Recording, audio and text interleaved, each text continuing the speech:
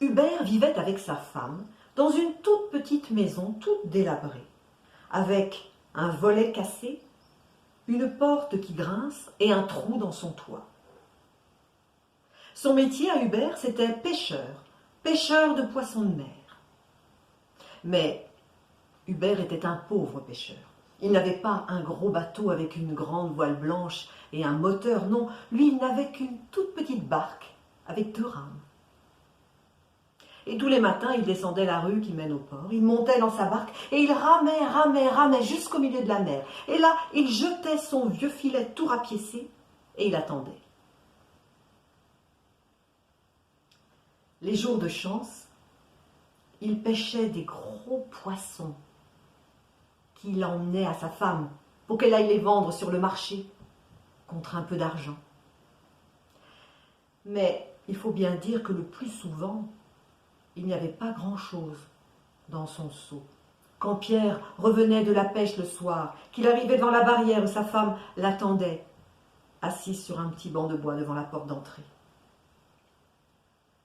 « C'est tout ce que tu as pêché aujourd'hui, Hubert ?» lui disait sa femme. « Mon pauvre Hubert, c'est pas encore avec ça qu'on va pouvoir avoir suffisamment d'argent pour réparer ce toit, ce volet cassé et cette porte. » Mais ce jour-là, c'était encore pire que d'habitude. Il allait bientôt faire nuit. Hubert était depuis le matin dans sa barque, à lancer et rapporter son filet. Pas un poisson n'était venu se prendre dans les mailles de son filet. Hubert était désespéré. Comme il fallait bien rentrer, il a rassemblé une dernière fois son filet et l'a jeté dans le fond de la barque. Et à ce moment-là, il a aperçu quelque chose qui bougeait, quelque chose qui brillait au fond de la barque. Alors il s'est penché, il a ramassé un tout petit poisson, minuscule poisson aux écailles d'argent. Tu es bien trop petit pour être mangé, toi. Allez, plouf, il a remis dans l'eau. Et juste à ce moment-là, il entend une petite voix qui lui dit « Merci pêcheur, merci de m'avoir sauvé la vie !» Alors là, Hubert, il s'est frotté les yeux, il s'est frotté les oreilles, il se dit « Oh là là, je dois être très fatigué pour entendre parler des poissons. »« Mais oui, je t'ai bien parlé, brave pêcheur !» Hubert se penche au-dessus de l'eau, et oui, c'est bien le petit poisson qui vient de rejeter à la mer, qui est là, qui le regarde et qui lui parle et qui lui dit « Je m'appelle Poisson d'Argent. Je suis un poisson magicien et je te dois la vie. Alors, en échange, demande-moi ce que tu aimerais que je transforme dans ta vie. » Hubert, après être remis de sa surprise, réfléchit et voilà ce qu'il dit au poisson. « Tu sais, poisson d'argent, j'ai une maison toute délabrée, avec un toit qui fuit, il pleut dans ma maison. Alors, si tu pouvais transformer un toit plein de trous en un toit tout neuf, ce serait formidable. »« Pas de problème, répond le petit poisson. Rentre chez toi et tu verras. » Alors Hubert a pris le chemin qui mène chez lui. Il s'est arrêté devant la barrière et il a regardé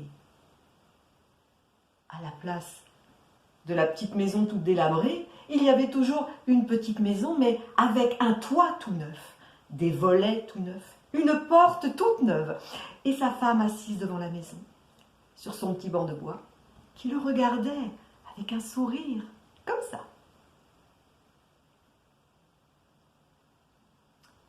Quelques jours plus tard, sa femme dit à Hubert « Dis donc Hubert, tu n'as pas été très malin. Pourquoi tu lui as pas demandé une maison plus grande à ton poisson? Elle est minuscule, cette maison. »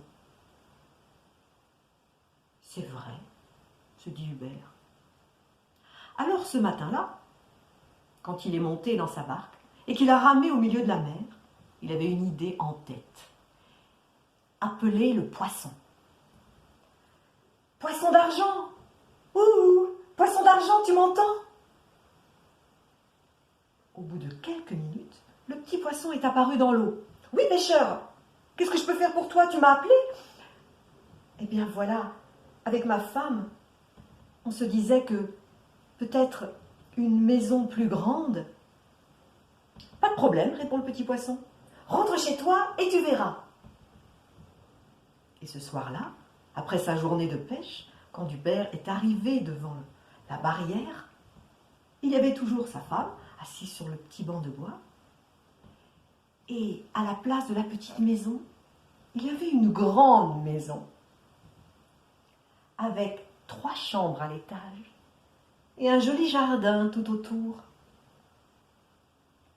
Sa femme regardait Hubert avec un sourire, comme ça.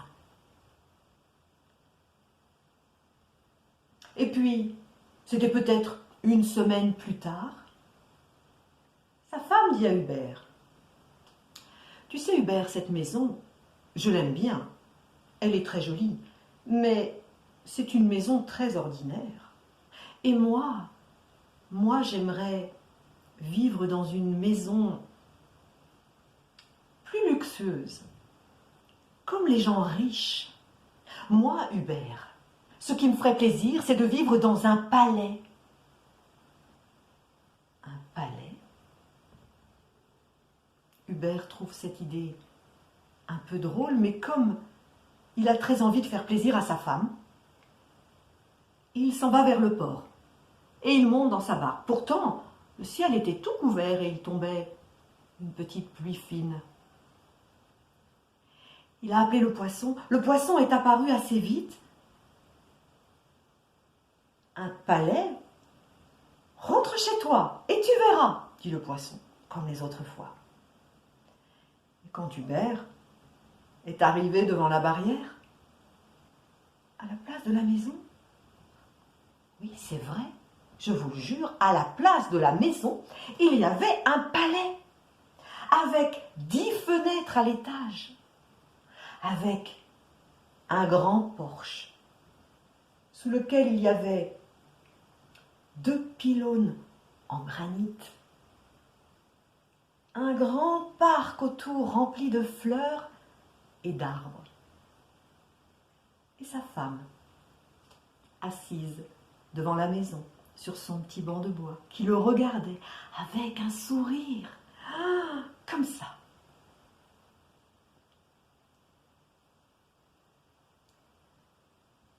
Quelque temps après, alors que sa femme et Hubert étaient assis devant la cheminée, sa femme dit à Hubert, « Tu sais Hubert, je ne t'ai jamais parlé d'un rêve que je fais depuis que je suis une petite fille.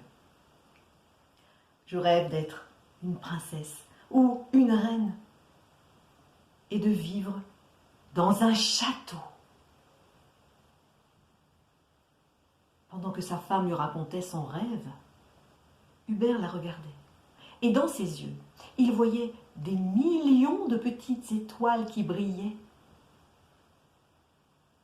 Et quand les étoiles brillaient dans les yeux de sa femme, Hubert ne pouvait pas résister. Alors, quand il est parti en mer ce jour-là, en plus de la pluie, il y avait une tempête. Le vent soufflait très fort, il y avait beaucoup de vagues. Hubert a dû crier très fort pour que le poisson l'entende. Il y avait le vent. Poisson d'argent! Tu m'entends? Le poisson a mis beaucoup de temps à arriver. Et quand il est enfin apparu au milieu des vagues noires, il était très en colère.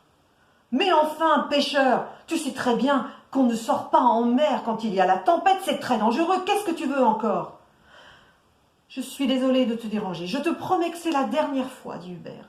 Mais voilà, ma femme, elle voudrait vivre dans un château. » « Quoi ?» Le poisson n'entendait pas avec le vent. « Quoi? Qu'est-ce que tu dis? Un château !»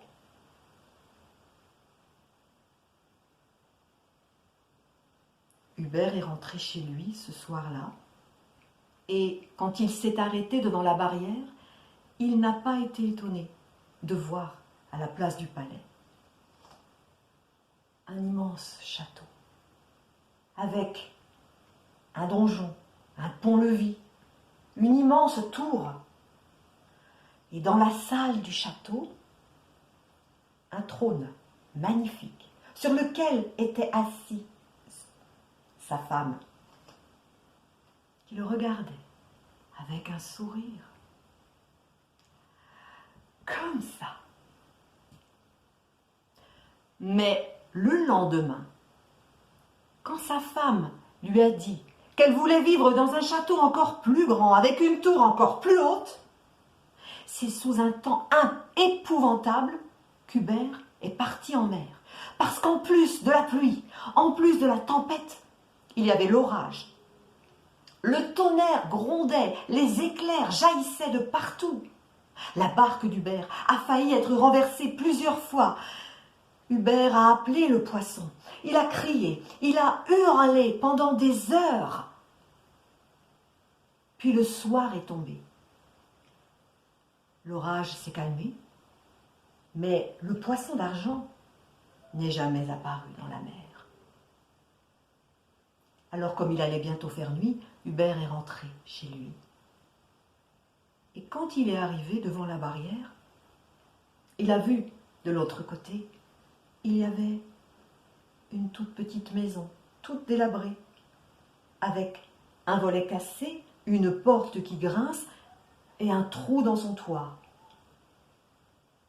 Et devant la maison, il y avait sa femme, assise sur son banc de bois, qui le regardait, mais qui ne souriait pas.